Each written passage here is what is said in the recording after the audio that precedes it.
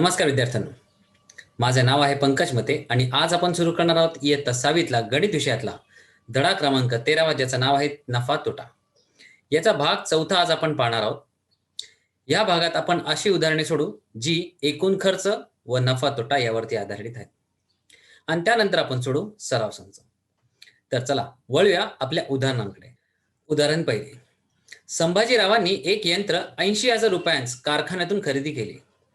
तेव्हा पहा, आपल्याला ह्या भागामध्ये एकूण खरेदी किती झाली ती, म्हणजेच आपण जिथून सामान विकत घेतो तिथून आपण दुकानात आपल्या आणेपर्यंत जितके खर्च करतो ती सगळी खरेदी किंमत होऊन जाते. तेव्हा संभाजीरावांनी एक यंत्र 80,000 रुपयास कारखान्यातून खरेदी केले. ते यंत्र आणताना त्यांना 1,600 रुपये कर भरावा लागला, 800 रुपये वाहतूक खर्च आला व 300 रुपये हमाली द्यावी लागली. तर पहा, इथपर्यंत सगळी त्यांची खर्च आहे, म्हणजेच खरेदीमध्ये ही सगळी किंमत जोडली जाईल. आता ते यंत्र त्यांनी 1,00,000 रुपयांना विकले तर त्यांना किती नफा झाला. तर सगळ्यात पहिले आपल्याला पाहावं लागेल त्यांची खरेदी किंमत किती झाली किंवा खरेदी करताना त्यांना किती किंमत लागली. कारण त्यात ही वस्तूची किंमत येणार आणि ती वस्तू आपण आपल्या कारखान्यातून आपल्या दुकानात येईपर्यंत जितका काही खर्च लागला किंवा खर्च द्यावा लागला तोही त्याच्यात जोडला जाईल आणि त्यानंतर एकूण खरेदी किंमत आपल्याला काढता येईल आणि ती खरेदी किंमत आपल्याला समजेल. ती बरोबरी करायची त्याची कशाबरोबर, या विक्री किमतीबरोबर, जेव्हा ती मशीन, ती यंत्र 1,00,000 रुपयांना विकली. तर चला वळूया, पहिल्यांदा सगळी खरेदी एकत्रित मांडूया. यंत्र खरेदीसाठी झालेला एकूण खर्च.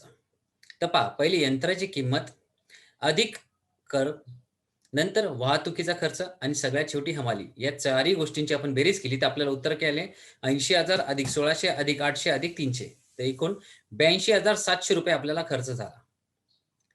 म्हणजेच आपली एकूण खरेदी झाली 82,700 रुपये इतकी. त्यापुढे आपल्याला काढायचा नफा. आता नफा कसा झाला, कारण आपण यंत्र 1,00,000 रुपयांना विकले आणि इथे खरेदी किंमत किती झाली, 82,700.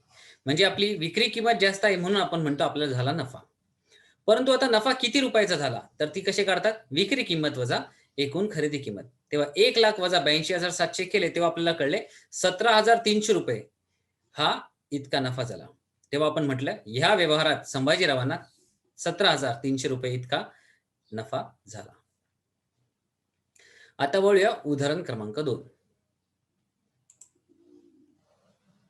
या दुसऱ्या उदाहरणात काय दिले ते पाहू. जावेद भाईंनी 4300 रुपयांना, 4300 म्हणजे 4,300 रुपयांना एक याप्रमाणे 35 मिक्सर खरेदी केली. लक्षात घ्या, 4300 म्हणजे 4,300 रुपयांना एक याप्रमाणे किती मिक्सर खरेदी केली, 35. ते दुकानात आणण्यासाठी त्यांना 2,100 रुपये खर्च आला व त्यांना या व्यवहारात 21,000 रुपये नफा अपेक्षित आहे. तर त्यांनी प्रत्येक मिक्सर किती किमतीस विकावा लागेल. लक्षात घ्या, त्यांना एकूण नफा किती पाहिजे, 2,100 रुपयाचा. मग आपण पहिल्यांदा काय करू, आपल्याला विक्री किंमत काढायची, कारण त्यांना किती किमतीला हा मिक्सर, प्रत्येक मिक्सर विकला तर त्यांना 21,000 नफा होईल, ते आपल्याला पाहिजे. एकूण नफा त्यांना किती पाहिजे, 21,000चा. म्हणजे आपल्याला नफा ही किंमत माहिती आहे, खरेदी किंमत माहिती आहे, आता आपल्याला शोधायची विक्री किंमत. तर चला पहिल्यांदा काढूया खरेदी किंमत. आता एका मिक्सरची खरेदी किंमत होती 4,300 रुपये. असे 35 मिक्सर विकत घेतले, मग त्याची खरेदी किंमत किती झाली, 35 गुणिले 4,300, तर ती झाली 1,50,500 इतकी. त्यानंतर त्याला आणताना आपल्याला वाहतूक खर्च झाला. मग मिक्सरची एकूण खरेदी किंमत किती झाली, मिक्सरची किंमत म्हणजे 35 मिक्सरची किंमत अधिक आलेला वाहतुकीचा खर्च. मग मिक्सरची एकूण खरेदी किंमत किती झाली, त्यात काय करावं लागेल, 35 मिक्सरची खरेदी किंमत अधिक वाहतुकीचा खर्च, म्हणजेच 1,50,500 अधिक 21,000 करावं लागेल. तेव्हा आपल्याला मिळेल 1,52,600. तर ही झाली 35 मिक्सरची खरेदी किंमत, जी आहे 1,52,600. आता आपल्याला जावेद भाईंना 21,000 रुपये इतका नफा हवा आहे.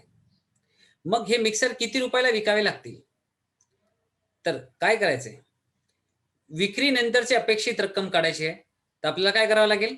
नफा जो 21,000 रुपये आहे आणि खरेदी किंमत ह्या दोघांची बेरीज करावी लागेल. कारण तेव्हाच आपल्याला कळेल विक्री नंतर किंवा विक्री किंमत आपली किती असेल. तेव्हा आपण काय केलंय, मिक्सरची एकूण खरेदी किंमत अधिक हा नफा जोडला, तेव्हा आपल्याला कळले की ₹1,73,600 ₹1,73,600 इतकी विक्री किंमत अपेक्षित आहे. म्हणजे एकूण 35 मिक्सर इतक्या किमतीला विकले गेले पाहिजेत. तेव्हाच त्यांना जावेद भाईंना 21,000 रुपयांचा नफा होईल. तर पहा, आता 35 मिक्सरची एकूण विक्री आहे 1,73,600. आपल्याकडे एक मिक्सरची विक्री किंमत काढायची आहे, तर काय करावं लागेल? 35 ने उजव्या बाजूला भागावं लागेल. तेव्हा भागल्यानंतर आपल्याला कळले 4,960 रुपये विक्री किंमत. म्हणजेच काय, जावेद भाईंना एक मिक्सर, जर आपल्याला एकूण 35 मिक्सर मागे 21,000 रुपयांचा नफा पाहिजे असेल, तर जावेद भाईंना एक मिक्सर 4,960 रुपयांना विकावा लागेल.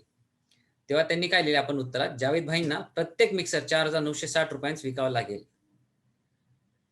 तर लक्षात घ्या, आपल्याला शोधायची ती एका मिक्सरची विक्री किंमत, परंतु आपण त्याआधी 35 मिक्सरची विक्री किंमत काढली. आता विक्री किंमत, नफाचा आपल्याला सूत्र काय? नफा बरोबर विक्री किंमत अधिक खरेदी किंमत. मग आपल्याला जर खरेदी किंमत आपल्याला माहिती आहे, नफा माहिती आहे, तर विक्री किंमत काढू शकतो. फक्त खरेदी किंमत उजव्या बाजूकडून डाव्या बाजूला नेऊन जोडावी लागते. त्यानंतर आपल्याला कळली 35 मिक्सरची विक्री किंमत. त्यातून आपल्याला काढायची एका मिक्सरची विक्री किंमत, कारण आपल्याला ती प्रश्न विचारली होती. तर अशा प्रकारे आपण हा प्रश्न सोडवतो.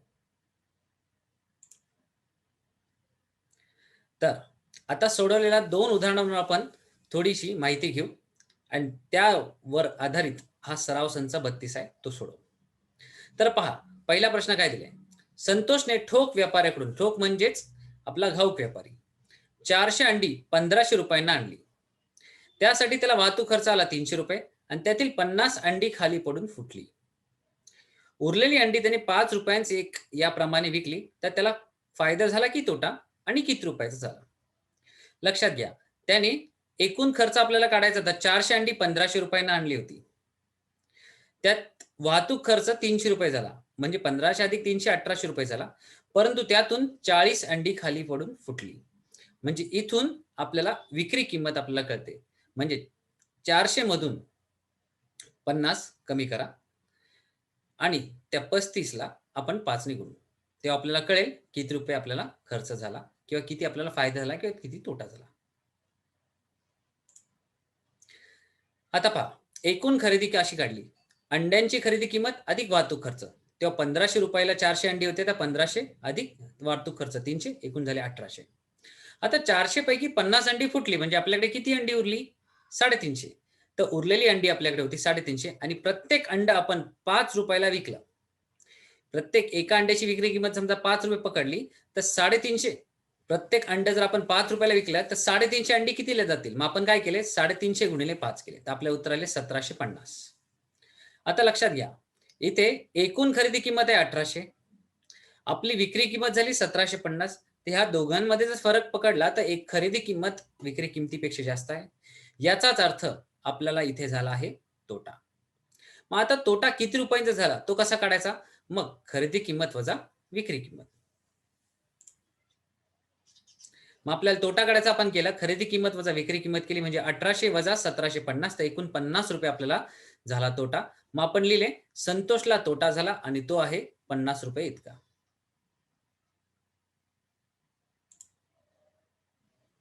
आता प्रश्न क्रमांक दुसरा.